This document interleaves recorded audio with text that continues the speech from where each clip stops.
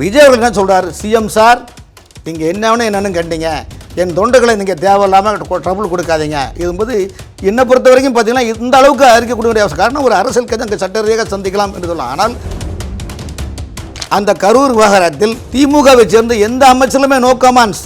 ஏன் கமாண்ட்ஸ்னால் செந்தில் பாலாஜி நேற்று வரைக்கும் போகாத கட்சி கிடையாது.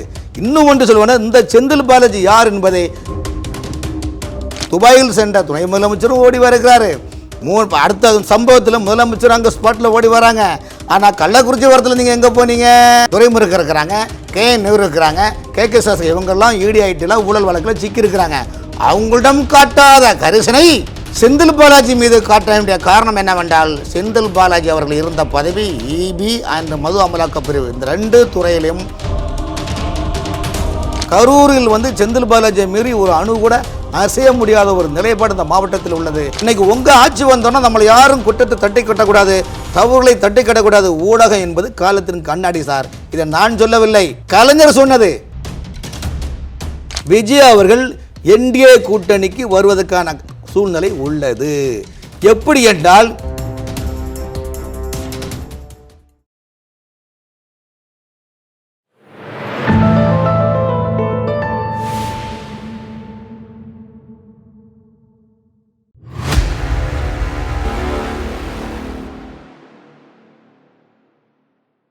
தாமரை டிவி நேயர்களுக்கு அன்பான வணக்கம். இன்று நமது நேர்காணலில் சிறப்பு விருந்தினர் அரசியல் விமர்சகர் VS ராமன் அவர்கள் நம்மோடு இருந்திருக்கிறார். சார் வணக்கம். வணக்கம் சார். இன்னைக்கு கரூர் சம்பவம் நம்ம எல்லாருக்குமே தெரியும். இந்த சம்பவத்துல என்னதான் நடந்துச்சு அப்படின்னு பல பேர் சொல்றாங்க.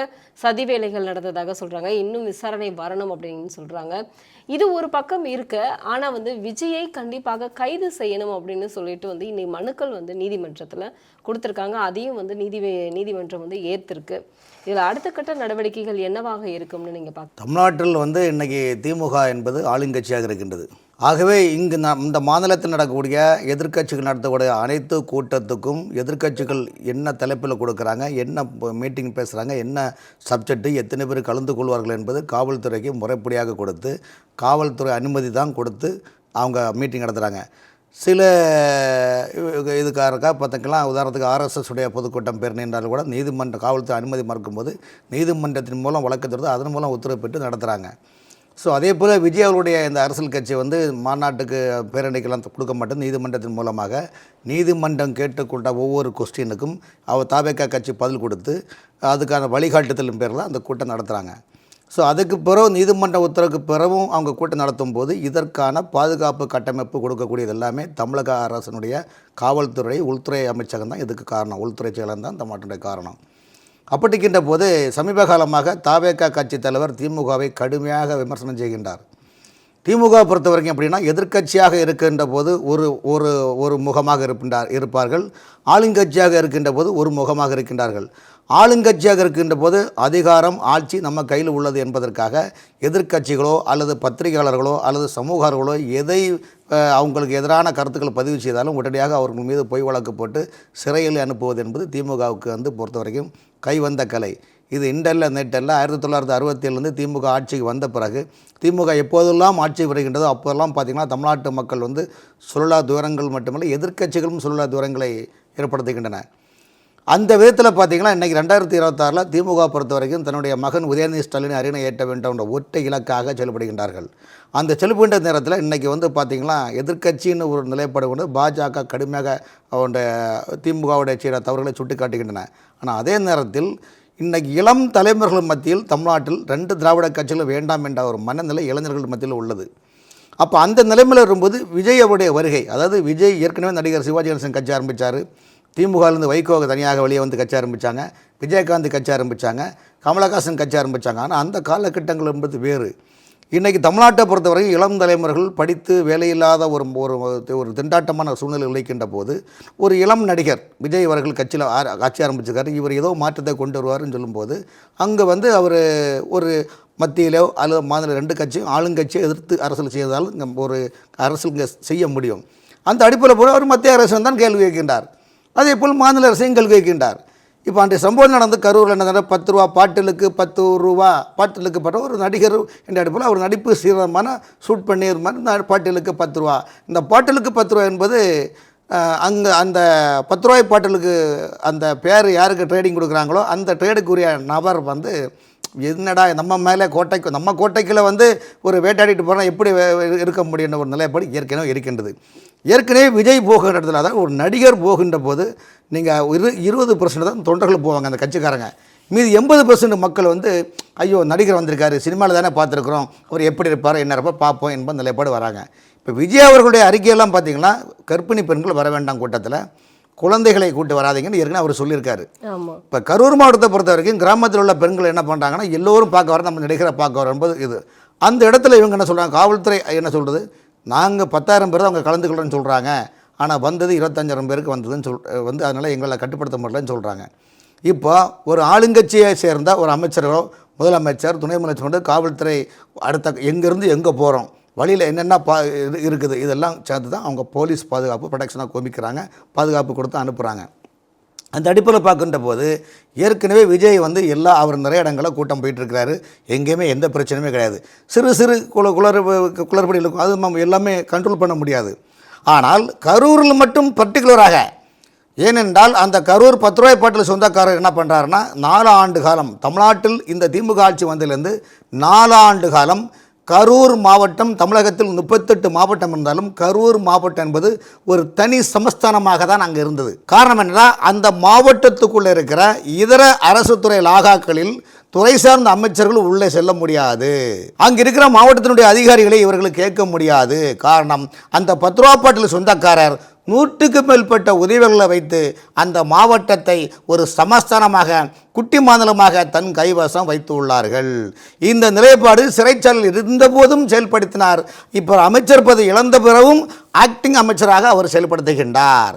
ஆகவே தான் 8 ஆண்டுகளுக்கு முன்னால் இதே எதிர்க்கட்சி தலைவர் இருந்த மு.க. ஸ்டாலின் அவர்கள் கரூர் மாவட்டத்தில் பட்டி தொட்டெல்லாம் போய் கரூர் செந்தில் பாலாஜி ஊழல்வாதி நிலக்கபலிகரன் இவருக்கு தம்பின்னு வந்து மாவட்டத்தை குட்டிச்சுவராக்குறாங்க என்ன பல்வேறு ஊழல் வழக்குகளையும் இவர் டிரான்ஸ்போர்ட் டிபார்ட்மெண்ட் அமைச்சராக இருக்கின்ற போது இந்த டிரான்ஸ்போர்ட்டை திவாலாக்கி ஊழியர் கொடுக்க வேண்டிய தொகையை கூட ஆட்டைப்பட்டார் என்று சொல்லிட்டு தமிழ்நாடு சட்டப்பேரவையில் கூட அவங்க ஆதாரத்தை காட்டி வேலைக்கு ஆள் எடுக்கிறேன்னு சொல்லி ஏமாத்துறாங்க. அபிலைப்பை காட்டி நீதிமன்றத்தில் வழக்கு தொடர்ந்த வழக்கா. ஆனால் இன்று திமுகவில் சேர்ந்தவுடனே அந்த கரூர் மாவட்டத்தில் 30 விழா என்ற தலைப்பை முன்வைத்து நல்லவரே வல்லவரே சர்வ வல்லமை படைத்தவரே ஐயா என்று சொல்லிட்டு இவ்வளோ இது பண்ணி ஒரு முதலமைச்சர் ஒரு அமைச்சருக்கு இவ்வளோ புகழாரம் சூட்ட காரணம் என்ன? இப்போ அந்த அமைச்சரவையில் பொன்முடி இருக்கிறாங்க, துரைமுருகன் இருக்கிறாங்க, நேரு இருக்கிறாங்க, கே சாஸ்திரி இவங்கெல்லாம் ED ஊழல் வழக்கில் சிக்கி இருக்கிறாங்க. அவங்களிடம் காட்டாத கரிசனை செந்தில் பாலாஜி மீது காட்ட வேண்டிய காரணம் என்னவென்றால் செந்தில் பாலாஜி அவர்கள் இருந்த பதவி EB அண்ட் மது அமலாக்க பிரிவு, இந்த 2 துறையிலையும் கொட்டுன்னு கொட்டக்கூடிய பணம் கரன்சி மலைகள். அந்த கரன்சி மலையில் தானும் உட்கொண்டு தலைமையும் மகிழ்வித்து மகிழ் என்ற நிலைப்பாட்டுக்கு போல் அவர் மகிழ்வித்த காரணத்தினால்தான் செந்தில் பாலாஜியை விடவும் மனசு இல்லை. அவை தான் கரூர் அந்த சம்பவம் நடந்துட்ட போது துபாயில் சென்ற துணை முதலமைச்சரும் ஓடி வருகிறாரு. அடுத்த சம்பவத்தில் முதலமைச்சர் அங்கே ஸ்பாட்டில் ஓடி வராங்க. ஆனால் கள்ளக்குறிச்சி வரத்தில் நீங்கள் எங்கே போனீங்க? அப்போ தமிழ்நாட்டில் வந்து இன்றைக்கி நீங்கள் இதை வந்து பெருசாக்காதீங்கன்னு சொல்கிறீங்க. கள்ளக்குறிச்சி விவகாரத்தையும் ஊடகங்கள் பெருசாக்காதீர்கள்.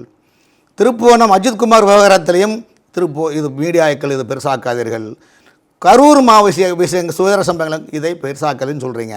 இதே நீங்கள் எதிர்க்கட்சியாக இருக்கின்ற போது எடப்பாடி பழனிசாமி முதலமைச்சர் இருக்கின்ற போது பல சம்பவங்களை மேற்கோள் காட்டும் போது நீங்கள் என்ன சொன்னீங்க செய்தியாளர்கிட்ட? நாங்கள் அரசியல் செய்யாமல் அவியலாக செய்ய முடியும் என்று நீங்கள் சொன்னீர்கள். ஆகவே எதிர்க்கட்சி வரிசையில் இருக்கின்ற போது ஒரு நாடகம், ஆளுங்கட்சி இருக்கின்ற போது தங்களை தக்க வைக்க வேண்டும் உள்ள நிலைப்பாடு இருக்கின்ற காரணத்தினால்தான் கரூர் விவகாரத்தில் முழுக்க மிகப்பெரிய பிளான்டடான ஒரு திட்டமிட்ட ஒரு செயல். ஆனால் அவர்கள் நினைத்தது ஒன்று நடந்தது ஒன்று என்ற நிலைப்பாட்டில் இருக்கிற காரணத்தினால்தான் இப்போது அந்த கட்சியை தாவேகா நிர்வாகிகளை விசாரணை பண்ண அரெஸ்ட் பண்ணுறாங்க. இப்போது யாராக இருந்தாலும் ஒரு அரசியல் கட்சி ஒரு கூட்டம் நடக்கின்றது, இதுபோல் சம்பவம் நடக்கின்றதால் அந்த சார்ந்த கட்சிக்கு ஒரு பயம்னா ஒரு என்ன செய்வதற்கு என்று ஒரு நிலைப்பாடு இல்லாமல் இருக்கும். காரணம் என்றால் இன்றைக்கி தமிழ்நாடு பிஜேபி தலைவர்களும் சரி, சீமான் போன்ற தலைவர்களும் சரி எல்லாருமே விஜய்க்கு அட்வைஸ் கொடுத்துருக்காங்க. இங்கே பாருங்கள், அரசியல் கட்சி யாரும் நடத்தலாம், ஆனால் அது ஒரு கட்டமைப்பை உருவாக்குங்க, உங்களுக்குன்னு ஒரு பயிற்சி பட்டறை கொடுங்க, அதுக்குன்னு ஒரு நிலைப்பாடு உருவாங்க, ஒரு ப்ரோக்ராம்னா இப்படி தான் பண்ணணும், இத்தனை பேர் இருக்கணும், அவங்களுக்கு தண்ணீர் குடிநீர் இதெல்லாம் நீங்கள் சரி பண்ணணும். இதெல்லாம் ஒரு அனுபவ பாடங்கள் உங்களுக்கு இல்லாதனால தான் இது போன்ற தூரங்களில் உங்களால் ஹேண்டில் பண்ண முடியலன்னு அட்வைஸ் பண்ணுறாங்க. ஆனால் அதே நேரத்தில் அந்த கட்சியை டோட்டலாகவே அந்த க்ளோஸ் பண்ண மனநிலையில் ஆளுங்கட்சியுடைய நிலைப்பாடு உள்ளது. இப்போ ஸ்பாட்டில் அந்த மாவட்டத்தில் நடந்ததுனால அந்த மாவட்ட நிர்வாகிகளை கைது பண்ணுறாங்க, விசாரிக்கிறாங்க என்பது அது ஒரு பொலிட்டிக்கலில் வந்து ஒரு நிலைப்பாடு தான். ஆனால் அதை வைத்து கொண்டு மிரட்டி அவர்களை அந்த கட்சியிலிருந்து விலக வைத்து திமுக இணைக்கலாம் என்ற ஒரு நிலைப்பாடும் திமுகவிடம் கரூர் மாவட்ட திமுக மனநிலை உள்ளது. ஏனென்றால் ஒரு பாரம்பரியமிக்க கரூர் மாவட்டத்தை சேர்ந்த கவிதா என்ற பெண்மணியை, காங்கிரஸ் கட்சியுடைய பாரம்பரியமிக்க பெண்மணியை திமுகவில் சேர்த்தார்கள். அதற்கு திருச்சி வெளிச்சாமி போன்ற தலைவர்கள் கடும் கண்டனம் தெரிவித்தார்கள். என்ன கூட்டணி, இதான் கூட்டணியுடைய கலாச்சாரமா, இதான் கூட்டணி பண்பாடா என்று சொன்னார்கள். அந்த விதத்தெல்லாம் பார்க்கின்ற போது கரூர் மாவட்டத்தில் மாவட்டத்தில் உள்ள தாவேகா கட்சியை அடியோடு கம்ப்ளீட்டாக எடுத்து திமுக இணைக்கலாம் அல்லது அவர்களை ஒதுங்க வைக்கலாம், நான் என்ன வேண்டாம் என்று சொல்லக்கூடிய நிலைப்பாடாகவும் உருவாக்கக்கூடிய மனநிலை உள்ளது. ஆனால் விஜய் அவர்கள் என்ன சொல்கிறார், சிஎம் சார் நீங்கள் என்னன்னு கண்டீங்க, என் தொண்டர்களை நீங்கள் தேவையில்லாமல் ட்ரபுள் கொடுக்காதீங்க. இதும்போது என்னை பொறுத்த வரைக்கும் பார்த்தீங்கன்னா இந்த அளவுக்கு அறிக்கை கொடுக்க வேண்டிய அவசியம். காரணம் ஒரு அரசியல் கட்சி அங்கே சட்ட ரீதியாக சந்திக்கலாம் என்று சொல்லலாம். ஆனால் இந்த செயல்பாடுகள் எல்லாம் என்னவென்றால், இன்றைக்கி தாவேக்காவுடைய வருகை உதயநிதி ஸ்டாலின் அவர்களுக்கு வருங்காலத்தில் தேர்தலுக்கான ஒரு கட்டமைப்பையும் முதலமைச்சர் பதவியை வருவதற்கான நிலைப்பாட்டுக்கும் இடையூறாக இந்த கட்சி அமைகின்றது. காரணம் என்றால் இன்றைக்கி வந்து உதயநிதி ஸ்டாலின் அவர்களும் விஜய் அவர்களும் ஒரு சமகாலத்துடைய வயசுக்குரியவர்கள். ஆகவே ஆட்சி அதிகாரத்தை யார் கைப்பற்றார் என்றால் திமுக ஆளுங்கட்சியாக உள்ளது. நீங்கள் கூட்டத்தை போட்டால் எல்லா பண வசதிகளையும் படை வசதிகளையும் அரசு இயந்திரத்தை பயன்படுத்தி கூட்டத்தை சேர்ப்பீங்க. ஆனால் விஜயிடம் வருவது பணம் கொடுத்து வரதில்லை. இப்போ விஜயா அடுத்த முதல்வர் வந்து விஜயா உதயநிதியா அப்படிங்கிற ஒரு இது அந்த தாக்கம் இருக்குது. அந்த தாக்கத்தை படிப்படியாக குறைக்க வேண்டும். திமுக மீண்டும் ஆளுங்கட்சியாக வர வேண்டும் என்ற நிலைப்பாடு திமுகவுடைய நிலைப்பாடு மனநிலை உள்ளது. இந்த மனநிலையை இந்த சம்பவத்தை முன்வைத்து தாவேகாவை டோட்டலாகவே க்ளோஸ் பண்ணலான்னு நினைக்கிறாங்க. ஆனால் அதற்காக தான் இன்றைக்கு எதிர்க்கட்சிகள் எடப்பாடி அண்ணனும் சொல்லுகின்றார், பிஜேபி தலைவர்களும் சொல்லுகின்றார், இந்த காரணத்தை வைத்து தாவேகாவை நீங்கள் டோட்டலாகவே நெருக்கடி கொடுக்கிறதுக்கு இது சரியான நிலைப்பாடு இல்லை. காரணம் என்றால் ஒரு பொதுக்கூட்டம் போட்டால் அதற்கு பாதுகாப்பு கொடுப்பது ஆளுங்கட்சியுடைய கடமை. இப்போ நாக்மூர் கமிஷனர் சொல்லியிருக்காரு 27,000 பேரை வந்து காவல்துறையால் சமாளிக்க முடியல அப்படின்னா அது என்ன காவல்துறை வந்து செயல்படுதுன்னு அதுதான் நீதித்துறை நீதிமன்றமும் அதான் கேட்கின்றது. அப்போ நீங்கள் என்ன அர்த்தம்னா ஒரு விஷயங்க, கரூர் மாவட்டத்தை பொறுத்த வரைக்கும் திரும்பவும் சொல்கிறேன், உங்களுக்கு புரியுதுக்காக சொல்கிறேன், கரூர் மாவட்டத்தை பொறுத்த வரைக்கும் காவல்துறை மட்டுமல்ல, மாவட்டத்தினுடைய நகராட்சி, ஊராட்சி, பேராட்சி, மாநகராட்சி, பொதுப்பணித்துறை, நெடுஞ்சாலைத்துறை, பத்திரப்பதிவுத்துறை, எந்த துறையாக இருந்தாலும் அந்த மாவட்டத்தில் தன்னுடைய துறை சார்ந்த அமைச்சர்களே உள்ளே போக முடியாது. போனால் பிரச்சனைகள் வேறு மாதிரி வரும் என்பதுக்காக எனக்கு தெரியும். அங்கே நான் உள்ளாட்சித்துறை ஸ்பெஷலாக நாங்கள் என்ன இருக்குன்னு எனக்கு தெரியும். இதெல்லாம் வெளியில் சொன்னால் முதலமைச்சரே ஆச்சரியப்படுவார், அவ்வளோ விஷயம் அங்கே இருக்குதான்னு. ஆகவே கரூர் மாவட்டத்தை பொறுத்தவரை ஒரு அவசர காலகட்டமான ஒரு நிலைப்பாடு தான் அந்த மாவட்டம் இன்னைக்கு வரையும் செயல்பட்டிருக்கின்றது. கரூரில் வந்து செந்தில் பாலாஜியை மீறி ஒரு அணு கூட அசைய முடியாத ஒரு நிலைப்பாடு இந்த மாவட்டத்தில் உள்ளது. நான் என்ன சொல்கின்றேன், நீங்கள் எதிர்க்கட்சியாக இருக்கும்போது அவர் என்ன பண்ணீங்க? அப்போ இத்தனை அமைச்சர்கள் இருக்கின்ற போது, பல சீனியர் அமைச்சர்கள் இருக்கின்ற போது செந்தில் பாலாஜிக்கு மட்டும் ஏன் இவ்வளோ கரிசனை என்றால் 60 சட்டமன்ற தொகுதிக்கு நீங்கள் தான் வெற்றி பெற்று கொடுக்க வேண்டும் என்று அவரிடம் அசைன்மெண்ட் கொடுக்கப்பட்டுள்ளது. கரூர் மாவட்டம், நாமக்கல் மாவட்டம், ஈரோடு மாவட்டம், திருப்பூர் மாவட்டம், கோயம்புத்தூர் மாவட்டம் உட்பட கிட்டத்தட்ட 5 மாவட்டம் 6 மாவட்டத்தில் செந்தில் பாலாஜியை பொறுப்பு கொடுத்துள்ளதாக காரணத்தால் அந்த பொறுப்புக்கு தனக்கு குறைந்தபட்சம் 55 எம்எல்ஏ சீட்டு வெற்றி பெற வேண்டும் என்ற ஊர்ஜிதம் வாய் வழியாக சொல்லியிருக்கின்றார். அதை நிறைவேற்றி காட்ட வேண்டும். அந்த நிறைவேற்றி காட்டாமல் பல விஷயங்கள், அது மதுபான கடைகளாக இருந்தாலும் சரி, அது ஒயின் ஷாப்பாக இருந்தாலும் சரி, துறை ரீதியான இருந்தாலும் சரி, இதெல்லாம் அவங்களுக்கு சூட்டி கழிச்சு தான் அவங்க நிலைப்பாடு செய்கிறாங்க. இப்போ அந்த கரூர் விவகாரத்தில் திமுகவை சேர்ந்த எந்த அமைச்சருமே நோ கமாண்ட்ஸ். ஏன் கமாண்ட்ஸ்னா, செந்தில் பாலாஜி நேற்று வரைக்கும் போகாத கட்சி கிடையாது. இன்னும் ஒன்று சொல்லுவேன்னா, இந்த செந்தில் பாலாஜி யார் என்பதை நான் எங்கே சென்னையில் டி நகரில் முன்னாள் எம்எல்ஏவாக இருந்த விபி கலைராஜன் கேட்டு பாருங்கள். விபி கலைராஜன் வைகோவில் மதிமுகவில் இருந்து ஏடிஎம்கள் வந்த பிறகு அவர் என்ன பதவி வந்தார், எப்படிலாம் செயல்பட்டார், விபி கனகராஜன் அலுவலகத்தில் உட்கார்ந்திருக்கின்ற போது திடீரென்று அவருக்கு அமைச்சர் பதவி கொடுக்கின்றது நான் செல்கின்றேன் சொன்னார். அன்று அவர் போனவன் போனாண்டின் நிலைப்பாடு இருக்கின்றது. ஆகவே விபி கனகராஜன் முன்னாள் எம்எல்ஏ இப்போ அவர் ஏடிஎம்கள் வந்து அமமுக வந்து இப்போ திமுகவுக்கு போயிட்டார். விபி கனகராஜன் அண்ணன் கிட்ட செந்தில் பாலாஜி யார் எப்படி வந்தார் என்றால் அவருக்கு எல்லாருக்கும் தெரியும், எங்களை போன்ற பத்திரிகைகளுக்கு தெரியும், அனுபவம் வாய்ந்த அரசியல்வாதிகளுக்கு தெரியும். ஆகவே செந்தில் பாலாஜி ஆரம்ப காலத்தில் டாட்டாவும் அல்ல, பிர்லாவும் அல்ல, அம்பானியும் அல்ல, எல்லாம் அரசியலில் வைத்து கொண்டு ஒரு சதுரங்க ஆட்டம் மட்டும் தங்களையும் தன் சார்ந்த கட்சியையும் தக்க வைத்து கொள்ள நிலைப்பாட்டிற்கு உரியவர். ஆகவே தான் செந்தில் பாலாஜி மீது திமுகவில் உள்ள எந்த அமைச்சர்களும் கரிசனையும் காட்டவில்லை. காரணம் என்றால் அது வெளியிலப்படியே சொல்ல முடியாத பல விஷயங்கள் அங்கு ஓடிக்கொண்டிருக்கின்றன. ஆகவே திமுகவை பொறுத்தவரையும் ஆளுங்கட்சியாக இருப்பது வரைதான் திமுகவுக்கு அங்கே பேஸ்மெண்டான ஒரு நிலைப்பாடு இருக்கும். சார் நீங்கள் இப்படி சொல்கிறீங்க, ஆனால் அமுதா அவர்கள், அதாவது கலெக்டர் அமுதா அவர்கள் சொல்லியிருக்காங்க அந்த இடத்துல வந்து கரண்ட் கட் ஆகலை, அதே மாதிரி வந்து சரியான வந்து பாதுகாப்பு இல்லைன்னு சொல்கிறாங்க, அங்கே வந்து அவ்வளவு காவல்துறை இருந்தது அப்படின்னு சொல்கிறாங்க. தாவேகா வச்சிருக்கக்கூடிய ஆதாரங்களை எல்லாமே வந்து ஃபேக் அப்படின்னு சொல்கிற மாதிரியான நிலைப்பாடு வந்து அதிகாரிகள். விஜய் அவர்கள் அந்த காரில் வண்டியில் மேலே பிரச்சாரம் பண்ணிட்டு பேசிட்டு இருக்கிறாரு. பேசும்போது செருப்பு வந்து வீசுது. செருப்பு வந்து அவருடைய பாதுகாப்பில் இப்படி செருப்பை பிடிக்கிறாங்க. அது ஃபேக்கா? அதுக்கு பிறகு வந்து கரண்ட் கட் ஆனது அது ஃபேக்கா? கூட்டத்தை காட்டினாலும் ஆனால் அவங்க கரண்ட் கட் ஆகும். ஒரு விஷயம் கிடையாது. கரூரில் உள்ள சம்பவப்பட்ட இடத்தில் அங்கு உள்ள பாதிக்கப்பட்ட மக்களும் நேரில் பார்த்த மக்களும் உண்மையை கரெக்டாக சொல்கிறாங்க. ஏற்கனவே பல தலைவர்களை சொல்லும்போது மக்கள் சொல்லுகின்றார்கள். அதன் பிறகு பிஜேபி சார்பில் 8 எம்பிக்களை அங்கே அனுப்பி பார்க்கும்போது அங்கேயும் உண்மையை சொல்லுகின்றார்கள். சமூக ஆர்வலர்களும் சொல்லுகின்றார்கள். இந்த கட்டமைப்பு, இந்த சூழ்நிலை என்பது முழுக்க ஒரு பிளான்டட் திட்டம். விஜய் கட்சியை இதோட க்ளோஸ் பண்ணணும், இனிமேல் விஜய் அரசியலுக்கு வரக்கூடாது என்பதற்காக. அது எப்படிங்க நீங்கள் நடத்துனீங்களே விடிய இப்போது அவங்க என்ன சொல்கிறாங்க, காவல்துறையில் இவ்வளோ டைம் கொடுத்தாங்க, எத்தனை மணிக்கு தான் வந்தார், லேட்டாக வந்தார்னா எந்த அரசியல் கட்சி தலைவரும் சொல்கிற நேரத்தில் வர முடியாது. ஒரு சின்ன உதாரணம், 1972 எம்ஜிஆர் மதுரையில் கட்சி ஆரம்பிக்கிறார். திமுகலேருந்து வெளியே வந்து அன்னைக்கு சென்னையிலேருந்து பாண்டியன் எக்ஸ்பிரஸ் ட்ரெயினில் போகிறாரு. போகின்ற போது திண்டுக்கல்லில் ட்ரெயின் நிற்குது. அந்த திண்டுக்கல்லில் ட்ரெயின் நிற்கும் போது 2 சைடில் லட்சக்கணக்கான மக்கள் எம்ஜிஆரை பார்க்க நிற்கிறாங்க.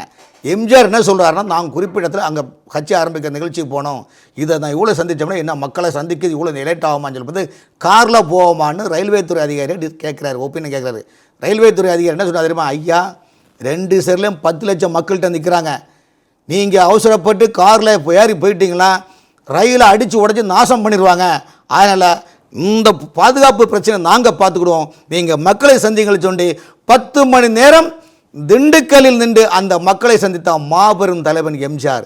எம்ஜிஆருக்கு இல்லாத ஒரு புகழா, எம்ஜிஆருக்கு இல்லாத ஒரு நிலைப்பாடா, ஏன் இன்னும் ஒரு படி ஏறி சொல்லப்போனால் ஒரு அரசியல் கட்சி தமிழ்நாட்டினுடைய ஆண்ட முதலமைச்சர்கள் எப்படிப்பட்ட தலைவர்கள் விவகாரம் சொல்லுகின்றேன். 1949 காங்கிரஸ் கட்சியில் ஒரு கூட்டம் நடக்கின்றது.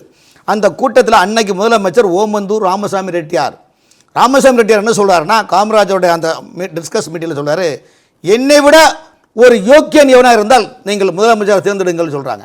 அப்போ காமராஜ் சொல்கிறார், ஓமந்தூர் ராமசாமி, ஐயா நீங்களே சொல்லுங்கன்னு. ஓமந்தூர் ராமசாமி ரெட்டியார் யாரை தேர்வு செய்தார் தெரியுமா, விருதுநகர் மாவட்டம் ராஜாபாளையத்தை சேர்ந்த குமாரசாமி ராஜா என்பவரை தேர்ந்தெடுத்தார். 3 ஆண்டு காலம் ஆட்சி அமைத்தார்.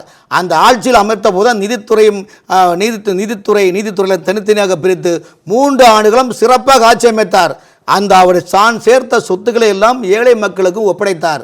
இந்த நேரத்தில் அவர் கல்கி திருநாவுக்கரசு அவர்கள் பாரதியாருக்கு மணிமண்டம் கட்ட வேண்டும், டொனேஷன் கலெக்ஷன் பண்ண போகுன்னு சொல்லும்போது கல்கி திருநாவுக்கரசு என்ன சொன்னார், ஒரு யோக்கியங்கிட்ட ஃபஸ்ட்டு கலெக்ஷன் பண்ணுவோன்னு சொல்லும்போது குமாரசாமி ராஜாட்ட போகும்போது அவர் பேங்க் பாஸ்புக்கில் வெறும் 50 ரூபா இருக்குங்க.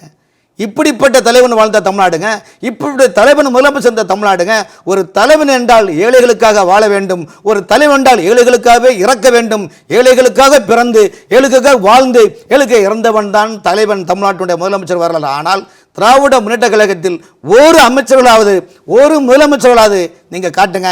1949 அண்ணா திமுக கட்சி ஆரம்பிக்கிறார். எங்கள் ராபின்சன் பார்க்க கொட்டும் மலையில் 28வது லிஸ்ட்டில் தான் பேரில் தான் கலைஞர் பேர் இருந்தது.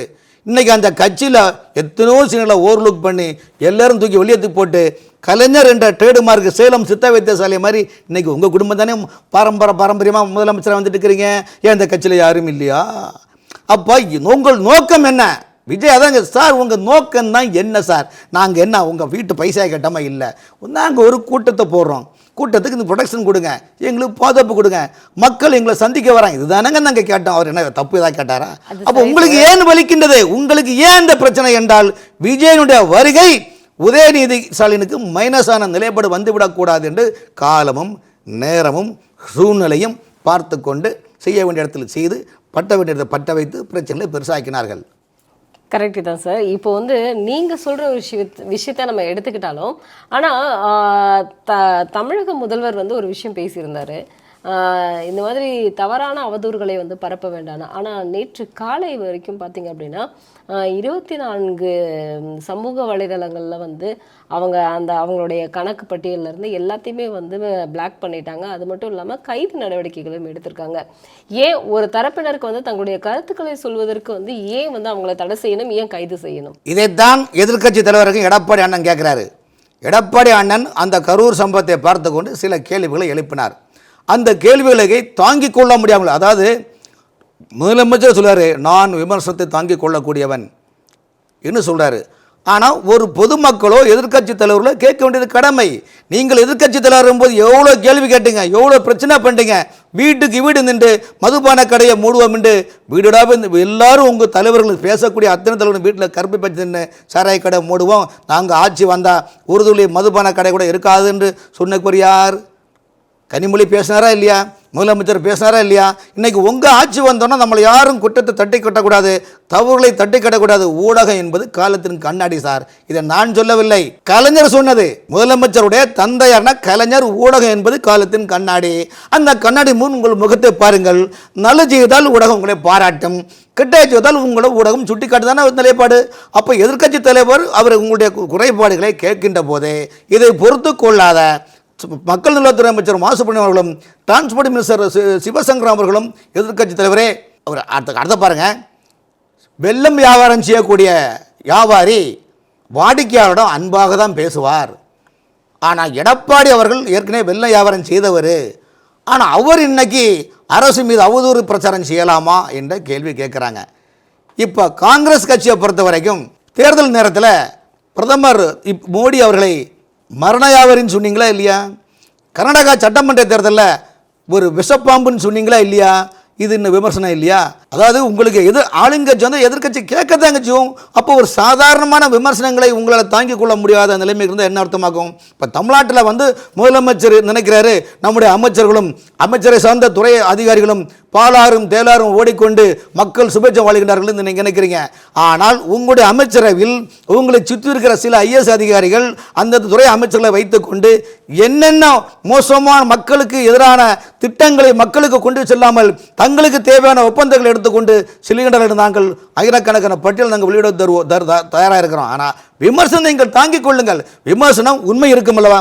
அந்த உண்மைத்தன்மை இருக்கான்னு நீங்கள் பாருங்கள். அது இல்லாமல் நீங்கள் பொய் வழக்கு போட்டு அவங்களை அரெஸ்ட் பண்ணி அவங்க தொழிலை முடக்கம் பண்ணும்போது எந்த விதத்தில் ஆச்சா? அப்போ என்னன்னா உங்களுக்கு ஆட்சி இருக்கின்றது, அதிகாரம் இருக்கின்றதுன்னு அர்த்தம். கண்டிப்பாக சார். இன்னைக்கு இன்னொரு விஷயம் என்ன அப்படின்னு பார்த்தீங்கன்னா, தாவேகா தலைவர் விஜய் அவர்களுடைய வீடியோவில் அவர் வந்து நிறைய விஷயம் சொல்லியிருந்தார். மக்கள் வந்து பேசும்பொழுது, கரூர் மக்கள் வந்து உண்மையை சொல்லும் பொழுது கடவுளே வந்து உண்மையை பேசின மாதிரி இருந்தது. அதே மாதிரி நிறைய கட்சிகள் வந்து சப்போர்ட் பண்ணது வந்து ரொம்ப சந்தோஷம். நான் வந்து அவர் வந்து அதை வந்து சொல்லும் பொழுது வந்து மற்ற கட்சிகள், அதாவது விஜய்க்கு ஆதரவாக பேசின கட்சிகளுக்கு எல்லாமே நன்றியை சொல்லியிருக்காரு. இதில் முக்கியமாக வந்து பாஜக வந்து ஒரு தனி குழு விசாரணையை வந்து அமைச்சு இப்போ வரைக்குமே ஹேமமாலினி எம்பி அவர்களுடைய தலைமையில் இன்னைக்கு ஒரு டீம் வந்து விசாரணை நடத்திட்டு இருக்காங்க. ஒரு பக்கம் வந்து தமிழக பாஜகவும் வந்து விசாரணை நடத்திட்டு இருக்கு, தமிழக அரசும் விசாரணை நடத்திட்டு இருக்கு. இதுல வந்து அமித்ஷா அவர்கள் விஜய் கிட்ட வந்து டைரக்டா பேசினதாக வந்து ஒரு தகவலும் வெளியாயிருக்கு. இது வந்து அடுத்த கட்ட நடவடிக்கையாக விஜய் என்ன செய்ய ஒரு விஷயங்களுங்க, எப்பொழுதுமே யாரும் ஒரு துயரமான சம்பளம் யாரும் வேணும்னு செய்கிறது கிடையாது. விபத்து என்பது கூட எதிர்பாராத விபத்து, யாரும் செட்டப் பண்ணி பண்ணுறது கிடையாது. அண்ணன் சீமான் அண்ணன் அவர்கள் விஜயை கடுமையாக பேசுவார். உங்களுக்கு தெரியும், எவ்வளோ ஒன்று அங்கே போ, ஒன்று இங்கே போ, நீ எங்கே வயசுது போனால் ரோட்டில் அடி பண்ணிட்டு ஜாபான்னு அவர் சொன்னார். ஆனால் அதே சீமான் அண்ணன் அவர்கள் என்ன சொன்னார்னா, இது சம்பவம் நடந்திருக்கு, இதுக்கு பாதுகாப்பு கொடுத்து கடமை வருவது ஆளுங்கட்சியுடைய கடமை, காவல்துறை கடமை. ஆனால் அந்த சம்பந்தப்பட்ட கட்சித்துறையை வந்து அவர் ஒரு மிரட்டல் இருப்பாங்க, ரெண்டாவது அந்த பிரச்சனையில் வந்து நேரடியாக அந்த தாவேக்காரங்க ஸ்பாட்டில் போய் நிற்கும்போது கலவரம் மிகப்பெரிய வேறு மாதிரி ஆகும். ஏன்னா ஆட்சி விஜய் கையில் இல்லை, அதிகாரம் விஜய் கையில் இல்லை, இரண்டுமே திமுக ஆளுங்கட்சியில் இருக்குது. அப்படிங்கும்போது விஜய் உள்ள கட்சிக்காரங்க அந்த ஸ்பாட்டில் போய் நிற்கும்போது இதை விட எவ்வளோ பிரச்சனைகள் வரும்போது கொஞ்சம் கற்பனை பண்ணி பார்க்க வேண்டிய சூழ்நிலை இருக்குது. ஆகவே எல்லா தலைவர்களுமே விஜய் மீது ஏன் இப்போது ஒரு பரிதாபம்னா, இது வந்து எல்லா கட்சியும் நாளைக்கு இன்னைக்கு இந்த ஒரு கட்சி நாளைக்கு இன்னொரு கட்சி இதை வராதுன்னு நீங்கள் என்ன சொல்ல முடியும்னு சொல்லுங்கள். இந்த கட்சிக்கு வந்ததுங்க, நாளைக்கு இதே விவகாரங்கள் இன்னொரு எதிர்க்கட்சி பண்ணக்கூடிய கூட்டத்தில் வராதுன்னு என்ன சொல்ல முடியும். ஆகவே திமுக கூட்டணி இல்லாமல் மற்ற எதிர்க்கட்சி தலைவர்கள் எல்லாமே விஜய்க்கு ஆதரவாக பேச காங்கிரஸ், அதாவது தேசிய கட்சிகள் ரெண்டுமே ராகுலும் வந்து கூட்டணிக்கு அச்சாரமாக பேசுகிறார் அப்படிங்கிற ஒரு கேள்வியும் இருக்கு. விஜய் குருமூர்த்தி அவர்களை சந்தித்தார் அப்படிங்கிற ஒரு நியூஸ் வந்ததுக்கு அப்புறம் தான் ஒரு வீடியோவே வெளியிடுறாரு. இதையெல்லாம் பார்க்கும் பொழுது வந்து அடுத்த கட்ட நடவடிக்கை தேர்தலில் எப்படி இருக்கும்? இந்த தமிழ்நாட்டில் கரூர் விவகாரத்தை பொறுத்தவரையிலும் பிராந்திய கட்சிகளோ அல்லது தேசிய கட்சிகளுக்கோ இது ஒரு பெரிய அனுபவ பாடம். அது ஆளுங்கட்சியாக இருந்தாலும் சரி தான், எதிர்கட்சியாக இருந்தாலும் சரி தான். நாளைக்கு திமுகவுக்கு ஒன்று தமிழ்நாட்டில் இருந்து நிரந்தர இங்கே ஆட்சி நான் தான் இருப்பேன்னு பட்டம் எழுதி கொடுக்கல. தமிழ்நாட்டு மக்கள் மனது வைத்தால் எந்த நேரத்தையும் என்ன வேணும் நடக்கலாம், மாறலாம், ஆட்சி மாறலாம். 2021 உங்களுக்கு தெரியும், 2016 2021 வரைக்கும் 10 ஆண்டு காலம் ஜெயலலிதா ஆட்சி திமுகவே கிட்ட சாக்கமாக கொடுத்தாங்க. எம்ஜிஆர் 13 ஆண்டு காலம் திமுக என்ற கட்சி இல்லாமல் அதிமுக ஆட்சியை கண்டினியூவாக கொண்டு வந்தாங்க. அந்த அடிப்படையில் தான் என்ன சொல்லணும்னா, இன்றைக்கி மக்கள் மத்தியில் மனநிலையை மாறி உள்ளது. திமுகனுடைய பல குற்றச்சாட்டுகள், பல்வேறு ஊழல் பிரச்சனைகள், பல விஷயங்கள் சாதாரண ஒரு ஏழை மக்கள் இன்றைக்கி எந்த ஏழை ஒரு சாதாரண நீங்கள் உங்கள் வீட்டுக்கு ஒரு கால் கவுண்ட் இடத்துக்கு நீங்கள் பட்டா கேட்டு தாலுகா ஆஃபீஸில் பண்ணால் கூட ஆன்லைனில் வில்லேஜ் ஆஃபீஸில் கேட்குறான். வில்லேஜ் ஆஃபீஸு உங்கள் ஆதார் கார்டை வந்து ஃபிட்டிங் கொடுக்குறான். ஃபிட்டிங் கொடுத்து ஆர்ஐ விஓ ஆஃபீஸ் எங்கோர் பண்ணிலேருந்து ஆர்ஐ ஆஃபீஸுக்கு போகுது. ஆர்ஐ ஆஃபீஸில் எங்கோர் பண்ணி டிடி ஆஃபீஸுக்கு போகுது. டிடி ஆஃபீஸ்லேருந்து அந்த தாலுகா ஹெச் சர்வேர்கிட்ட போகுது. ஹெச் சர்வே அது இது பண்ணி தாலுசாட்ட போகிறதுக்கு 2 மாதம் ஆகுதுங்க. அம்மா கால் கிரவுண்டு இடத்துல உங்களுடைய வீட்டுக்கு இடத்துக்கு பட்டா வாங்குவதற்கு 2 மாதம் அலைய வேண்டியிருக்குது. அதுவும் கம்ப்யூட்டர் ஆன்லைனில் பாருங்கண்ணா. அப்போ என்ன அர்த்தம்னா, கால் கிரவுண்டு இடம் வாங்கினால் 2 மாதம் நீங்கள் அலைய வேண்டும், அது கூட கிடைக்காது. ஆனால் பணம் கொடுத்தால் உடனே கிடைக்கும். காரணம் என்றால் வில்லேஜ் ஆஃபீஸரும் சரி, ஆர்ஐயும் சரி, தாசில்தாரும் சரி, எல்லாருமே மேலே வரைக்கும் கப்பம் கட்டி தான் நாங்கள் இந்த டிரான்ஸ்ஃபருக்கு வந்திருக்கோம்னு சொல்கிறாங்க. இப்படி சாமானிய மக்கள் என்னங்க இன்றைக்கி இருக்குது? இன்றைக்கி கரூரில் இறந்து போன அந்த மக்கள் வந்து சாதாரண ஏழை மக்கள். நீங்கள் என்ன அதாவது நீங்கள் வந்து உங்களுக்கு என்ன 4 ஆண்டு ஆச்சு, 50 வருஷத்தில் மொத்தம் 4 ஆண்டு சுட்டி நீங்கள் போயாச்சு, உங்களுக்கு என்ன கவலை? எதிர்கட்சி தலைவர் கேட்குறா, முதலீடு ஈர்க்க போகிறீர்களா, முதலீடு செய்ய போகிறீங்களா? அது கூட கேட்டால் தாங்க முடியலன்னா விமர்சனத்தை தாங்குங்க. ஒரு ஆட்சியில் இருக்கக்கூடியவர்கள் காய்த்தமாவில் கல்லறி விழுந்து கிராமத்தில் பழமொழி இருக்கா இல்லையா? காய்த்தமாவில் கல்லறி விழ தான் செய்யும். மனிதனுக்கு பிரச்சனை உண்டு இல்லாவிட்டால் கோயிலுக்கு எது அர்ச்சனை? அதனால் மூக்கு இருந்தால் தும்மல் வரதான் செய்யும். நீங்கள் ஆட்சியில் இருக்கிறீங்க, அதிகாரத்தில் இருக்கிறீங்க, மக்கள் உங்களை பார்த்துட்டு இருக்கிறாங்க. ஆனால் நீங்கள் என்ன பண்ணுறீங்க? மக்கள் இழிச்சவங்க, மக்கள் என்ன சொன்னாலும் கேட்பாங்க. மக்களை இனத்தாலும் மொழியாலும் ஜாதியாலும் தான் 1947 இன்னைக்கு வரைக்கும் நீங்கள் மக்களை ஏமாற்றிருக்கிறாங்க. ஸோ விஜய் வருகை என்பது இன்னைக்குள்ள சூழ்நிலையில் விஜய் அவர்கள் என்டிஏ கூட்டணிக்கு வருவதற்கான சூழ்நிலை உள்ளது. எப்படி என்றால் கண்டிப்பாக விஜயுடைய கட்சியை ஒழித்து கட்டாமல் திமுக வந்து ஏதாவது பிரச்சனை காரணம் கண்டு பண்ணோம். அப்படி என்றால் என்ன சொல்லுவாங்க என்றால், நாங்கள் இன்னைக்குள்ள பிரச்சனை திமுகவை வீழ்த்த வேண்டும். திமுக வீழ்த்ததற்காக நாங்கள் தற்போது இந்த சூழ்நிலையிலிருந்து விடுபட்டு நாங்கள் தமிழ்நாட்டு மக்களுக்கு நல்லாட்சி கொடுக்க வேண்டும் என்பதற்காக நாங்கள் நிபந்தனையின்றி என்டிஏ கூட்டணிக்கு ஆதரவு அளிப்போம், கூட்டணியில் பங்கு பெறுவோம் என்ற நிலைப்பாடு முன்வைக்கிறதுக்கும் நிச்சயமாக விஜய் அவரிடம் உள்ளது. காரணம் என்றால் விஜய் அவர்களுக்கு மத்திய அரசு போலீஸ் பாதுகாப்பு அவர் கேட்கல. மத்திய உளவுத்துறை அந்த நோட் போட்டு கொடுத்தப்பறம் தான் அவருக்கு அங்கே போலீஸ் பாதுகாப்பு போட்டாங்க. ஆகவே அது விஜய் அவர்களுக்காக சரி, கமலஹாசன் யாராக இருந்தாலும் அவர்களை பாதுகாத்து கொண்டு செல்வது மத்திய அரசின் கடமை. அந்த கடமையை தான் விஜய் அவர்களுக்கு மத்திய அரசு பாதுகாப்பு போட்டு கொடுத்தாங்க. திருமாவளவன் சொல்றது கரெக்ட் தான். அப்படின்னா பாஜகவோட பி டீம் தான் வந்து விஜய் அப்படின்னு. சரிங்க, ரைட்டு. இப்போ இதே தமிம் அம்சாரி, விடுதலை சிறுத்தை தலைவர்கள் போன்றவர்கள் என்ன பறிக்க கொடுக்குறாங்க? நாடாளுமன்றத்தில் எம்பிக்கள் குழு கரூரில் விசாரித்தன. இதன் நோக்கம் என்ன? உண்மை விசாரிக்கிறதுக்காகவா அல்லது வேறு எதுக்காகவா என்று நீங்கள் ஏன் பற்ற வைக்கிறீங்க? உங்களுக்கு என்ன சந்தேகம் என்றால், திமுக ஆட்சியை 356 பயன்படுத்துவார்களோ, சட்டம் ஒழுங்கு சரியில்லை, நிர்வாகத்தில் ஊழல் இதுக்கெடு, மக்களை மதிக்கவில்லை, பாதுகாப்பு கொடுக்க தவறிவிட்டார்கள், இதெல்லாம் மேற்கோள் காட்டி நாடாளுமன்றத்தில் பேசும் பொருளாக ஆக்கப்படுமோ என்ற ஒரு நிலைப்பாடு திமுகவில் சில கூட்டணி கட்சி தலைவரிடம் எழுப்பி விட்டார்கள். அவர்களாம் எழுப்பல்ல, எழுப்ப வைத்துள்ளார்கள்.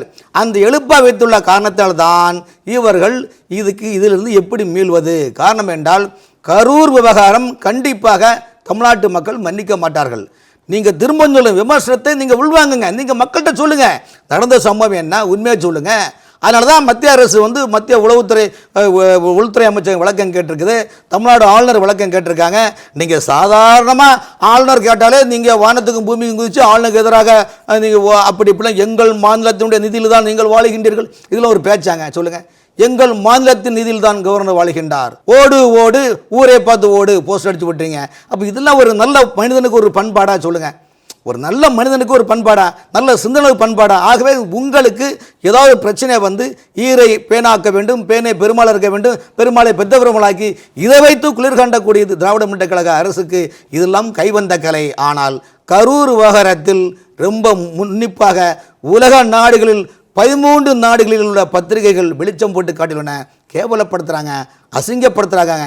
இந்தியாவுடைய தனித்துவம் நமக்கு பாதிக்கின்றது, கௌரவம் பாதிக்குது. ஒரு எதிர்க்கட்சி கூட்டம் போடும்போது உங்களால் பாதுகாப்பு கொடுத்து அதை கட்டுப்படுத்த முடியலன்னா அப்போ என்னத்தை நீங்கள் ஆட்சி அமைக்கிறீங்க என்ற கேள்வி எழுப்புகின்றாரா இல்லையா? அந்த நீங்கள் கரூர் விவகாரத்தில் அந்த பேட்டி கொடுக்குறாங்க. எல்லாம் சாதாரண, எல்லாம் கட்சிக்கு யாருமே கட்சிக்காரங்க கிடையாது, சாதாரண பொதுமக்கள் தான்.